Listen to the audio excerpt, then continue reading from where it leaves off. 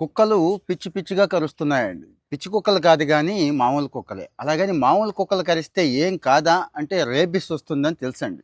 Supreme court ఈ మధ్య ఒక ఆసక్తికరమైన కామెంట్ కూడా చేసిందండి. కపిల్ సిబాల్ గారు వాదిస్తూ ఎంత సీనియర్ లాయరో తెలుసు కదా! ఈ కుక్కలన్నిటిని తీసుకెళ్తారండి, స్టెరిలైజ్ చేస్తారు, వ్యాక్సిన్ ఇస్తారు అని చెప్పారండి. అంటే స్టెరిలైజ్ చేసి వ్యాక్సిన్ ఇస్తే కరవటం మానేస్తాయా? మరి కరవకుండా దానికి ఏమైనా ట్రైనింగ్ ఇచ్చారా అని అడిగారండి. అంటే మీకు అర్థమైపోయింది కదా! అసల ఈ కుక్కలన్నీ కూడా ఈ స్కూళ్ళ దగ్గరను జనం ఉండే చోట ఎందుకు ఉండాలి? ఎందుకు కరవాలి? రెండోది, ఈ కుక్కలు అడ్డం పడి ఎంతమంది యాక్సిడెంట్లకి గురవుతున్నారో తెలుసా? అని రెండోది. ఈ 2 క్వశ్చన్లు అడిగారు. సరే, దీని మీద మీ ఒపీనియన్ చెప్పండి. మీ కామెంట్ చాలా చాలా ఇంపార్టెంట్. ప్రభుత్వాలు కూడా ఆలోచిస్తాయి, నిర్ణయం తీసుకుంటాయి కాబట్టి. ఇక రెండోది పరిస్థితి చూద్దామండి ఎంత దారుణంగా ఉందో. లాస్ట్ ఇయర్ 37 లక్షల కుక్క కాట్లు వచ్చినాయండి భారతదేశంలో. అంటే రిజిస్టర్ అయినయే. నేను మళ్ళీ చెప్తున్నాను, 36% చనిపోయిన వాళ్ళలో కుక్క కాటు వల్ల కూడా మనుషులు చనిపోతున్నారండి. చనిపోయిన వాళ్ళల్లో 36% భారతదేశం నుంచే ఉన్నారు ప్రపంచంలో. అంటే మనం ఎంత దారుణంగా ఉన్నాం, ఎంత అవగాహన లోపంతో ఉన్నాం అర్థమవుతుందా? సోషల్ మీడియాని ఎంతసేపు అవి ఇవి ఇవి అవి ఏవో చూస్తున్నావు కానీ ఇలాంటివి పనికొచ్చేవి చూడండి. నన్ను కుక్క కరవదు, కలిసే అవకాశమే లేదు, నన్ను కానీ పిల్లల్ని కానీ అనేవాళ్ళు చూడక్కర్లేదు, మిగిలిన వాళ్ళు చూడండి.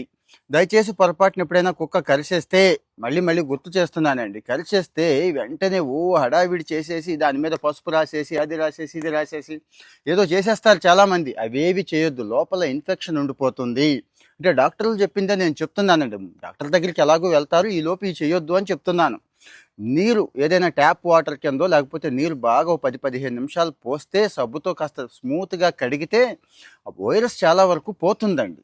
అలాగే ఇంకా బ్లడ్ అవుతోంది, ఎక్కువ వస్తుంది బ్లీడింగ్ అంటే సన్నటి దూదో పల్చటి వస్త్రంతో కాస్త ఒత్తి పట్టుకోవాలి, గుర్తుంచుకోండి.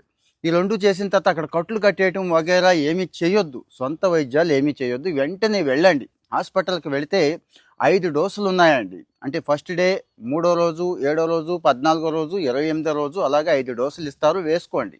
లేదు మరీ గాయం ఎక్కువ ఉంటే అప్పటికప్పుడే కూడా ఒక ఇంజెక్షన్ ఉంటుంది, దాన్ని వెంటనే చేస్తారండి. రేబిస్సే కదా అని తేలిగ్గా వదిలేయద్దు.